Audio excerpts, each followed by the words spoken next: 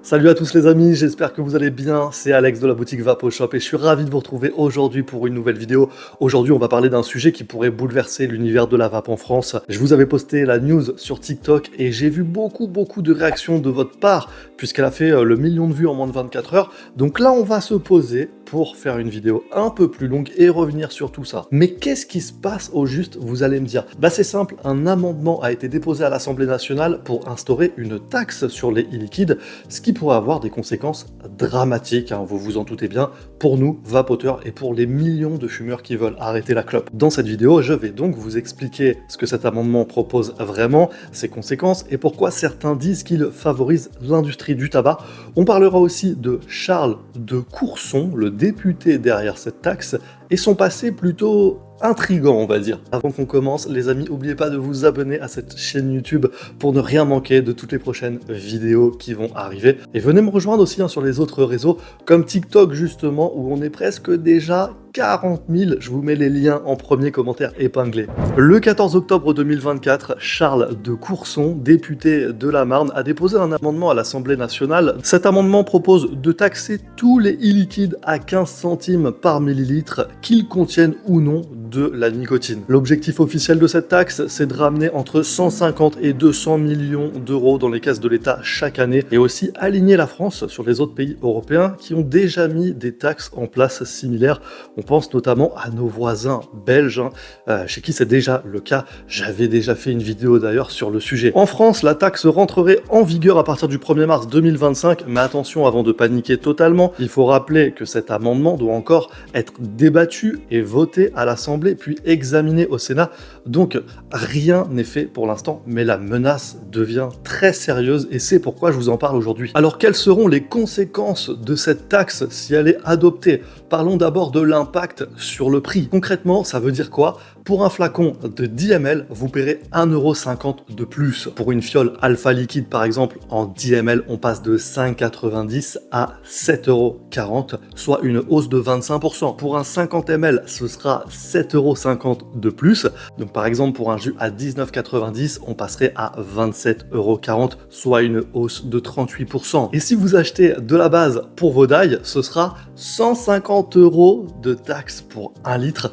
Par exemple, avec une base de 1 litre à 11,90, on passe à 161,90 €, soit 1260% d'augmentation. Ça risque de rendre la vape beaucoup moins accessible. Pour nous, c'est une alternative plus économique et infiniment moins nocive que la clope, mais si les prix augmentent, certains pourraient tenter de revenir à la cigarette traditionnelle, surtout les anciens fumeurs qui galèrent un petit peu à arrêter totalement, qui font toujours les deux, ce qu'on appelle les vapofumeurs. Ensuite, il y a la question du marché noir. Avec des produits de plus en plus chers, il y a un vrai risque que des e-liquides non réglementés inondent le marché parallèle. On parle de produits sans contrôle, sans traçabilité et donc potentiellement dangereux pour la santé. Et puis, n'oublions pas que cette taxe pourrait décourager les fumeurs à passer à la vape, alors que c'est pourtant la méthode la plus efficace pour arrêter de fumer. Mais si la différence de coût entre la vape et le tabac devient moins significative, ça peut devenir un frein pour certains fumeurs. Mais dis donc là, cet amendement là, ça serait pas pour favoriser Big Tobacco?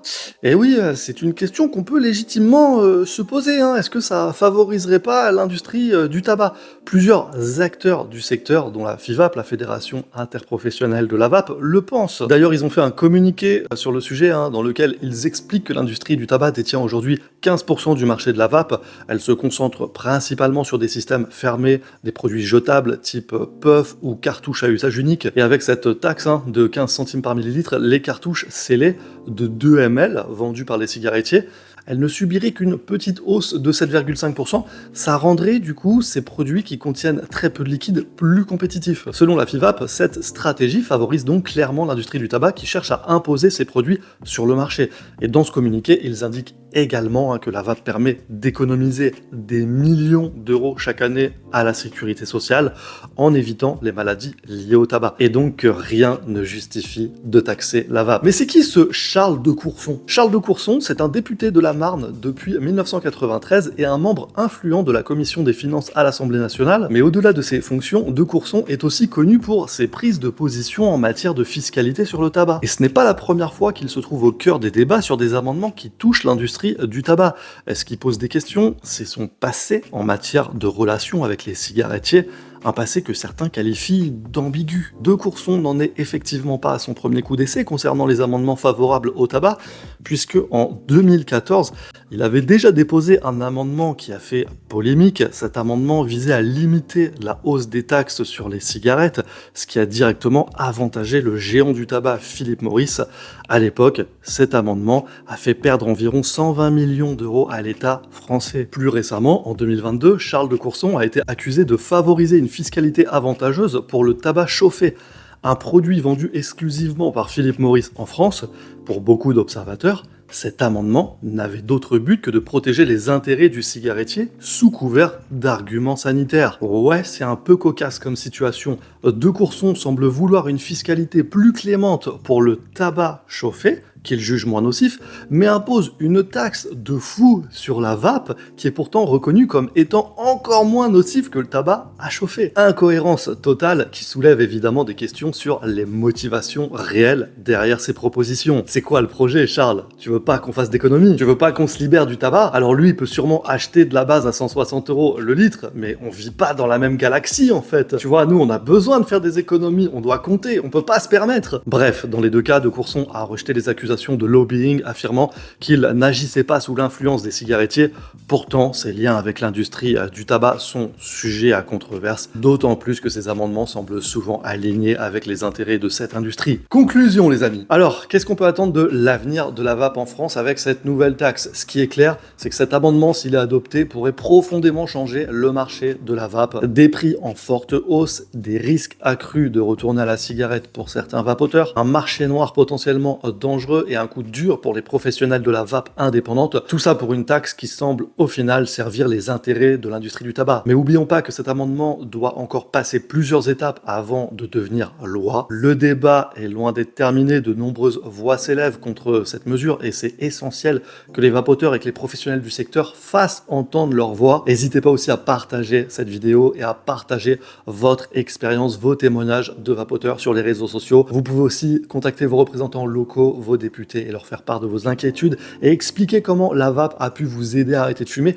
et pourquoi cette taxe serait une erreur. On peut peut-être toujours agir, de toute façon, faut tenter, on n'a plus que ça. Les amis, merci beaucoup d'avoir regardé cette vidéo. Tous les sujets que j'ai abordés dans cette vidéo-là, je vous mets les liens dans la description si vous voulez aller voir par vous-même. C'était la petite vidéo de la semaine, réaction à l'actualité. En tout cas, pour ma part, je vous retrouve dès la semaine prochaine pour d'autres vidéos, que ça soit matos illiquide, et évidemment, je vous tiendrai au courant de l'avancée de ce dossier. Merci à tous, on se retrouve très vite les amis, à bientôt, ciao.